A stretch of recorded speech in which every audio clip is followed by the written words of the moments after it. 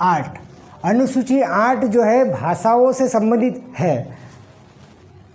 अनुसूची 8 में भाषा का वर्णन किया गया है। मूल संविधान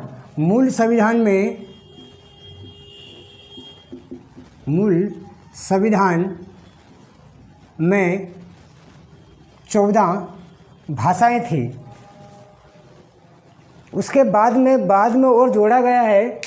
संविधान संशोधन के तहत और जो है भाषाएं जोड़ी गई है। तो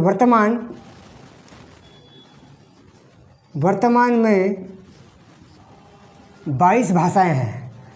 ठीक है दोस्तों, आपको ध्यान रखना कि मूल संविधान में 14 भाषाएं थी, वर्तमान में 22 भाषाएं हैं। ठीक है, इस बात को भी आपको ध्यान रखना। ठीक है, जो मूल संविधान था उसमें जो 14 भाषाएं थी वो कौन कौन सी भाषाएं थी? संस्कृत, ठीक है, संस्कृत थी। उसके बाद में हिंदी है, उर्दू, हिंदी और उर्दू, संस्कृत, हिंदी, उर्दू और गुजराती,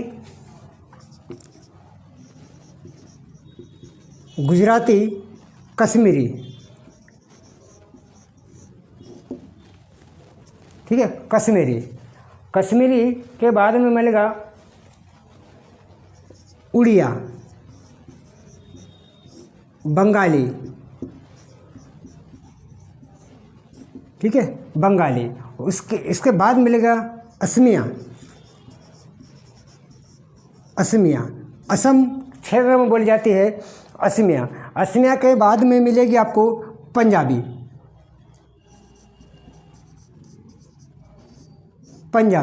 ये जो भाषाएं थी वो क्या है, मूल संविधान में थी। इसके नेक्स्ट मिलेंगे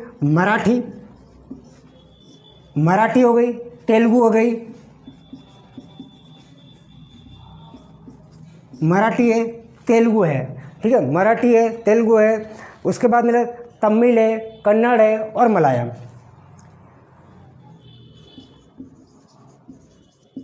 तमिल, कन्नड़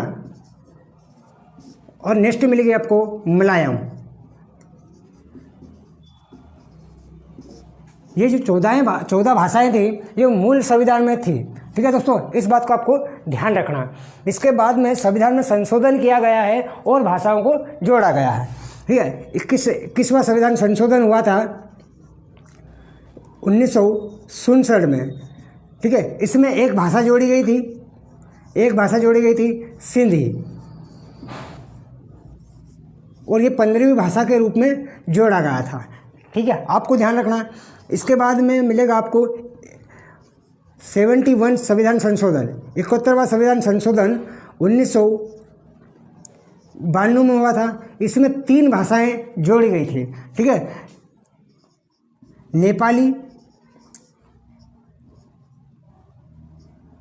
मणिपुरी और कोंकणी, जिसको नमक के नाम से याद रखा जाता है। ठीक है दोस्तों, ये 15वीं हो गई, नेपाली 16वीं हो गई, मणिपुरी 17वीं हो गई है और कोंकणी 18वीं भाषा हो गई। ठीक है दोस्तों, यहाँ तक आपको समझ में आया होगा। इसके नेक्स्ट बाद में जो संविधान संशोधन हुआ था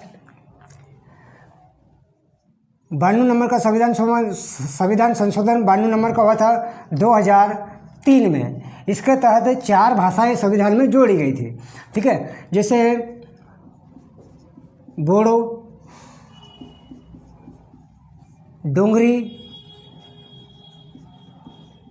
मैथिली और संथाली।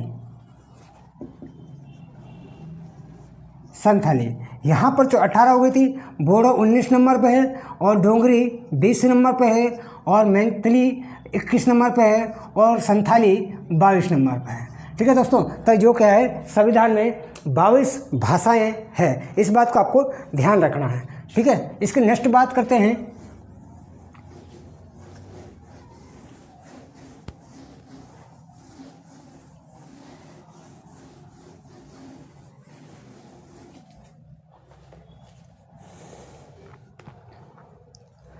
शास्त्रीय भाषाएं हैं।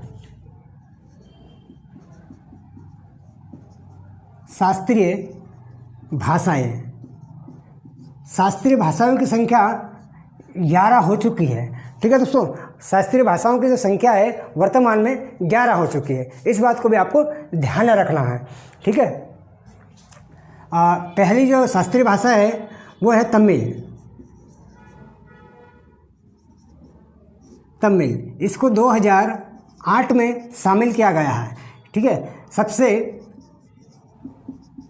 सबसे पुरानी, ठीक है दोस्तों, सबसे पुरानी शास्त्रीय भाषाओं में कौन सी भाषा है, तो तमिल आपकी सबसे पुरानी हो जाएगी। ठीक है, इस बात को भी ध्यान रखना है। नेक्स्ट मिलेगी आपको संस्कृत।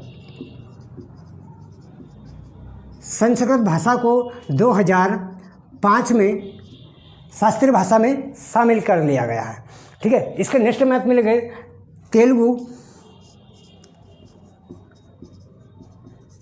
तेलुगु और कन्नड़। ठीक है, इन दो भाषाओं को 2008 में शामिल किया गया है शास्त्रीय भाषाओं में। ठीक है, इस बात को भी आपको ध्यान रखना। इसके बाद मिलेगा, नेक्स्ट मिलेगा मलयालम। मलयालम, ठीक है, ये जो है 2013 में शामिल किया गया था, शास्त्रीय भाषा में सम्मिलित कर लिया गया था 2013 में। इसके जस्ट नेक्स्ट मिलेगी उड़िया। उड़िया भाषा 2014 में शास्त्रीय भाषाओं के रूप में शामिल कर लिया गया है। ठीक है, इस बात को भी आपको ध्यान रखना है। इसके बाद में जो है 5 भाषाओं को और शामिल कर लिया गया है। ठीक है, इस बात को आपको ध्यान रखना है। जैसे है मराठी है, पाली है, प्राकृत है। ठीक है, मराठी है, पाली है, प्राकृत है। ठीक है, उसके बाद में असमिया है। असमिया क्या है? असमिया। और इसके नेक्स्ट बाद मिलेगी बंगाली।